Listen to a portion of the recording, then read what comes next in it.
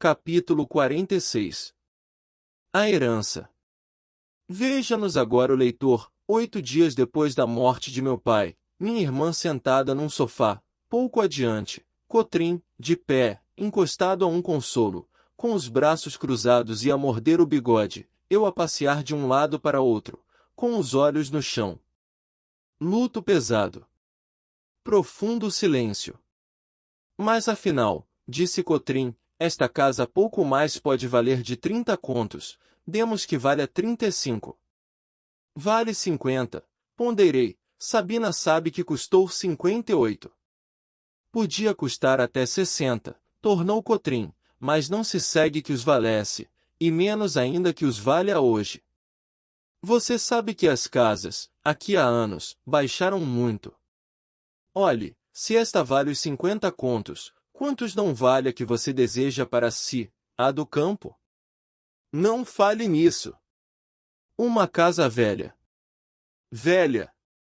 Exclamou Sabina, levantando as mãos ao teto. Parece-lhe nova, aposto? Ora, mano, deixe-se dessas coisas, disse Sabina, erguendo-se do sofá, podemos arranjar tudo em boa amizade, e com lisura. Por exemplo, Cotrim não aceita os pretos, quer só o boleeiro de papai e o Paulo. O boleeiro não, acudi eu, fico com a Sege e não hei de ir comprar outro. Bem, fico com o Paulo e o Prudêncio. O Prudêncio está livre. Livre? Há 2 anos. Livre? Como seu pai arranjava estas coisas cá por casa, sem dar parte a ninguém? Está direito. Quanto à prata, creio que não libertou a prata. Tínhamos falado na prata, a velha prataria do tempo de D. José I, a porção mais grave da herança, já pelo lavor, já pela vetustez, já pela origem da propriedade, dizia meu pai que o conde da Cunha, quando vice-rei do Brasil, a dera de presente a meu bisavô Luís Cubas. Quanto à prata, continuou Cotrim, eu não faria questão nenhuma, se não fosse o desejo que sua irmã tem de ficar com ela, e acho-lhe razão.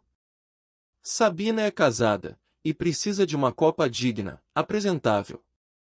Você é solteiro, não recebe, não. Mas posso casar. Para quê? Interrompeu Sabina. Era tão sublime esta pergunta, que por alguns instantes me fez esquecer os interesses.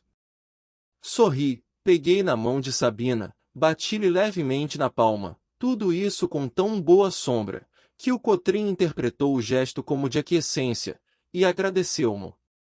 Que é lá? Redargui, não cedi coisa nenhuma, nem cedo. Nem cede? Abanei a cabeça. Deixa, Cotrim, disse minha irmã ao marido, vê se ele quer ficar também com a nossa roupa do corpo, é só o que falta. Não falta mais nada. Quer a sege, quer o boleeiro, quer a prata, quer tudo. Olhe, é muito mais sumário citar-nos a juízo e provar com testemunhas que Sabina não é sua irmã, que eu não sou seu cunhado e que Deus não é Deus. Faça isto, e não perde nada, nem uma colherinha. Ora, meu amigo, outro ofício. Estava tão agastado, e eu não menos, que entendi oferecer um meio de conciliação, dividir a prata. Riu-se e perguntou-me a quem caberia o bule e a quem o açucareiro, e depois desta pergunta, declarou que teríamos tempo de liquidar a pretensão, quando menos em juízo. Entretanto, Sabina fora até a janela que dava para a chácara, e depois de um instante, voltou, e propôs ceder o Paulo e outro preto, com a condição de ficar com a prata. Eu ia dizer que não me convinha, mas Cotrim adiantou-se e disse a mesma coisa. Isso nunca! Não faço esmolas! Disse ele. Jantamos tristes. Meu tio cônego apareceu à sobremesa, e ainda presenciou uma pequena altercação.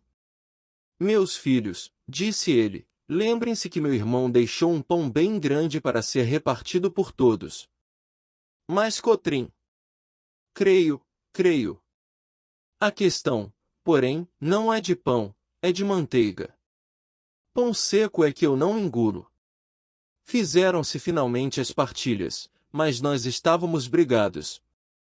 E digo-lhes que, ainda assim, custou-me muito a brigar com Sabina. Éramos tão amigos. Jogos pueris, fúrias de criança, risos e tristezas da idade adulta, dividimos muita vez esse pão da alegria e da miséria, irmãmente, como bons irmãos que éramos. Mas estávamos brigados. Tal qual a beleza de Marcela, que se esvaiu com as bexigas.